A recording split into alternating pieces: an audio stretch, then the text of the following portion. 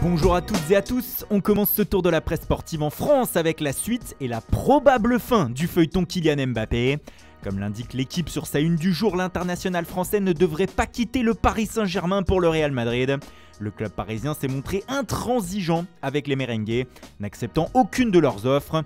Le Real a donc mis fin aux discussions avec le PSG hier et Mbappé est donc bien pari pour rester selon le quotidien qui nous gratifie d'un petit jeu de mots. Fin du suspense donc. Cette probable fin du dossier Mbappé ne semble pas réjouir tout le monde, surtout en Espagne. AS ce matin rappelle que l'attaquant du PSG a grandement insisté auprès de son club pour qu'il accepte l'offre madrilène. Mais rien n'y a fait, Paris s'est montré solide sur ce dossier. Du coup, comme l'indique le média, le Real Madrid s'est résigné à faire signer le crack tricolore en janvier prochain, lorsqu'il sera à 6 mois de la fin de son contrat dans la capitale française et qu'il pourra signer où il le souhaite. Cela fait également la une de Mundo Deportivo qui parle d'un coup de frein sur ce feuilleton. Mais le média catalan ne semble pas y croire et parle d'un possible dernier coup aujourd'hui de la part du Real pour Mbappé, comme si la presse espagnole n'arrivait pas à passer à autre chose. On l'a vu avec la première page de AS aussi, les journaux du pays enragent contre le PSG de ne pas avoir laissé partir son crack alors qu'il le demandait. El País de son côté va plus loin et s'agace du poids qu'a désormais le Paris Saint-Germain et le Qatar sur la scène footballistique mondiale. Le foot se tourne vers le Qatar, la nouvelle place forte du foot mondial, écrit le média. Cet été, Paris a été capable de shipper Lionel Messi au FC Barcelone et de résister aux assauts du Real pour Mbappé. Un changement de paradigme sur l'échiquier du football international. Et du coup, si le Real ne recrute pas Mbappé, qui va-t-il recruter ? Eh bien, un autre jeune français, Eduardo Camavinga. Comme l'indique Marca, en attendant l'attaquant des Bleus la saison prochaine, les Madrilènes devraient accueillir pour ce dernier jour du mercato le milieu de terrain du Stade Rennais contre un chèque de 31 millions d'euros.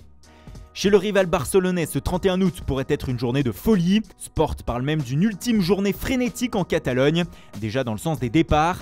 Ilaïch Moriba et Emerson vont quitter le club et cela réjouit Mundo Deportivo qui y voit des millions pour le Barça.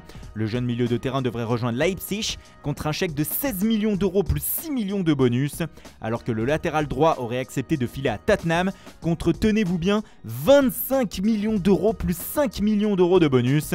C'est ce qu'on appelle un jackpot messieurs dames pour le Barça. Et ce n'est sans doute pas fini avec les probables départs de Miralem Pjanic et du gardien Neto, pour qui les Catalans demandent 8 millions d'euros à Villarreal, qui est chaud pour le recruter. Un peu plus de 50 millions d'euros pour les Catalans en une journée, qui pourrait alors leur donner la possibilité de faire des derniers coups. Ce serait fait avec le milieu offensif turc de 17 ans de Kayserispor, Emre Demir. Des négociations seraient aussi en cours avec Arsenal pour Hector Bellerin. Enfin, un numéro 9 pourrait débarquer avant ce soir minuit en Catalogne. Ça s'annonce chaud. On parlait du possible départ de Miralem Pjanic du Barça. Où le Bosnien va-t-il rebondir ? La Juventus semblait la solution la plus évidente cet été, mais pour le moment rien n'est signé. La Juve l'a contacté en tout cas comme le rapporte la Gazzetta dello Sport du jour. En revanche, ce sera difficile pour la vieille dame de s'offrir Mauro Icardi aujourd'hui. Du coup, elle pense déjà à lui pour le mois de janvier selon le média. Pjanic serait aussi dans le viseur du Sevilla FC qui voudrait tenter le coup pour le milieu de terrain selon Estadio Deportivo. Le média andalou qui rapporte également que les Sévillans ont coupé les négociations avec Chelsea pour Jules Koundé. L'international français devrait donc rester encore quelques mois de plus en Andalousie. On retrouve Pjanic également en une du Corriere dello Sport. Et pour cause en Italie, selon le média, chaque cador va vouloir réaliser des coups jusqu'au bout du mercato ce soir à minuit. On parle donc de Pjanic pour la Juventus. Pour l'AC Milan, c'est déjà fait avec l'arrivée officielle hier de Timur Bakayoko, prêté 2 ans par Chelsea.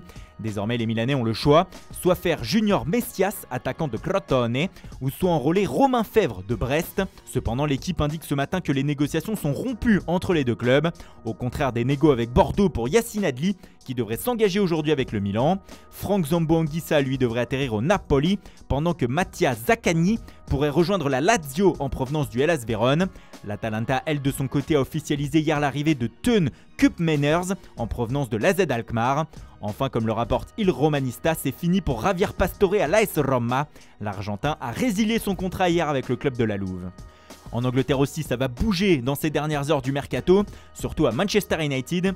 Avec l'arrivée de Cristiano Ronaldo, il faut faire de la place dans le secteur offensif.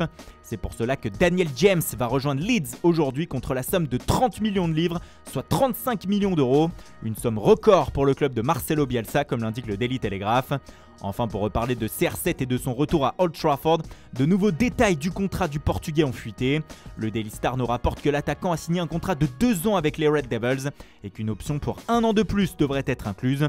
Mais United ne pense pas s'arrêter là et voudrait même le faire aller jusqu'à ses 40 ans au sein du club. Un nouveau bail de 4 ans pour CR7 pourrait donc être possible en Angleterre, de quoi en ravir plus d'un.